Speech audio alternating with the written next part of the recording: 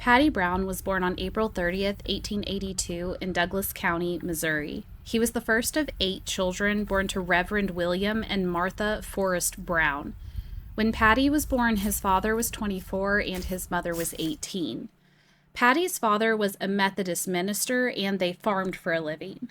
Patty's connection to a previous video I posted is to his grandfather, which was Reverend Thomas S. Brown, the man famous for having Tom Brown's Cave named after him. Thomas Brown was also a Methodist minister like his son, so I did wonder if Thomas's son preached at Brown's Cave like he did. I sadly found out when researching William and Martha that their first 3 children passed away at very young ages.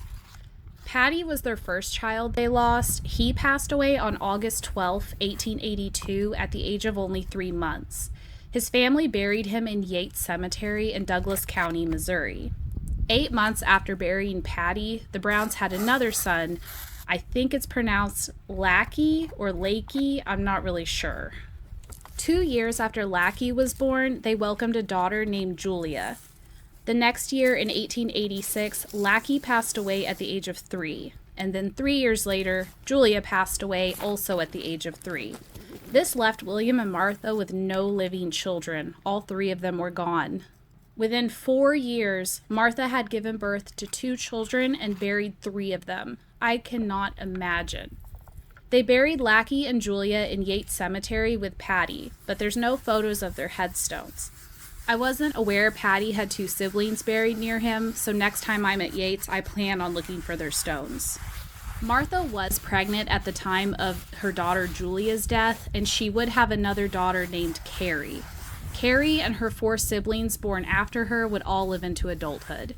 After losing their children, William and Martha continued to live in Douglas County for many years. In the year 1926, the family had moved to Spink County in South Dakota, and William's obituary said he had moved there for his health.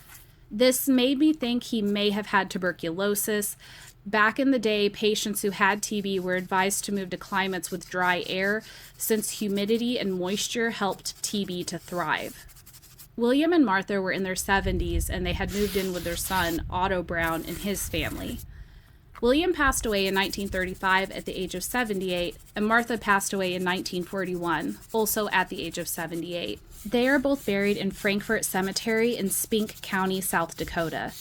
William's obituary stated he purchased his father's homestead near Tom Brown's Cave, and he did live there for several years before moving to Ava, Missouri, so he could have his children closer to schools. This was the second time researching a child I've come across where one ancestry site says Patty was a boy and another says Patty was a girl. I believe Patty was a boy because his headstone says son of William and Martha on it. Patty's Find a Grave page didn't have his parents linked, so I requested they be added, and I also uploaded my cleaned photo to his Find a Grave page. Patty's stone has a lamb carved at the top, which symbolizes the innocence of a child passing away. His stone says he died at exactly 0 years, 3 months, and 13 days old. His epitaph says, "Gone to be an angel." My family tree showed that I'm not related to Patty, but my husband is. Patty is his 6th cousin 5 times removed. Thank you for watching. Rest in peace, Patty.